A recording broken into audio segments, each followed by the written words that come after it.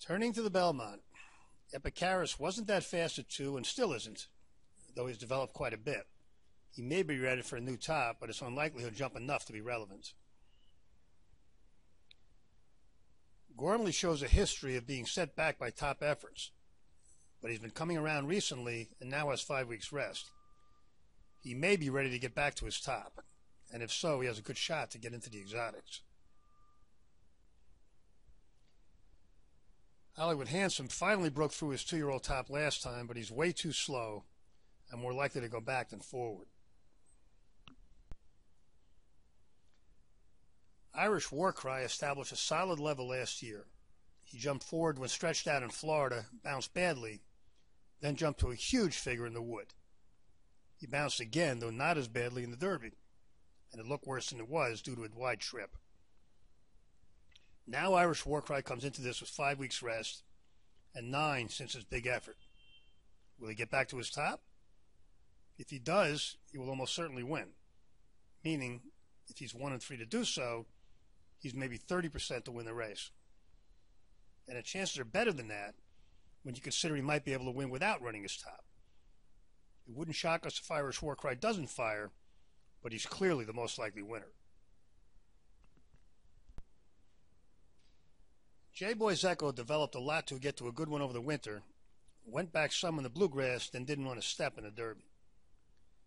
This is a variation of the O2X pattern, and with 5 weeks rest, there's a good chance this colt will run his best and get a piece of this. Looking at Lee, it's been heavily raced both last year and this. He broke through with a new top in the Derby before backing up some in the Preakness. It's possible he could go right back to his top and get a piece of this, but this is another making his 4th start in 8 weeks. And of all those figures, he only has one effort that makes him relevant here.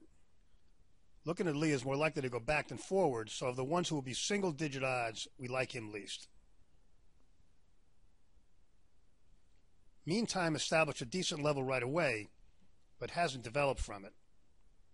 With his last 2 coming on off tracks, it's not impossible he's ready to break through, but he would have to jump forward a lot and do it at 1.5 miles. Multiplier ran a new top to win the Illinois Derby and ran his race again in Baltimore. He would need a big jump to contend, and he's already developed a lot.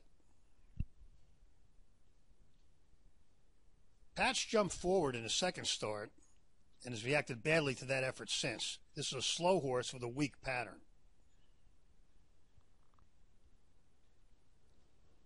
Senior Investment developed a lot from his 2-year-old top to the new top he ran in Baltimore. On 3 weeks rest, a pair up is the best you could reasonably hope for, which gives him at best a shot for a minor share. Taprit established a strong 2-year-old top, broke through at Tampa in March, and returned to that level with a better-than-it-looked effort in the Derby. With moderate development, he might not be done yet, so this is a strong pattern. And with 5 weeks rest, this colt is the most likely starter to run well. Since he starts out slower than some, that doesn't necessarily mean he figures to win, but he's very likely for the exotics. Twisted Tom jumped way forward last time to a figure that's still too slow. Chad Brown is very good, but it seems unlikely this will make another forward move right away, and he needs one. The bottom line is that we can divide the Belmont field into 4 groups. The first group we like nothing about, and we would be shocked if any of them got into the top 5. They are Hollywood Handsome, Multiplier, and Patch. The next group is not completely hopeless, but we don't like them enough to use higher than 3rd at best. The ones in this group are Epicharis, Looking at Lee, Meantime, Senior Investment, and Twisted Tom.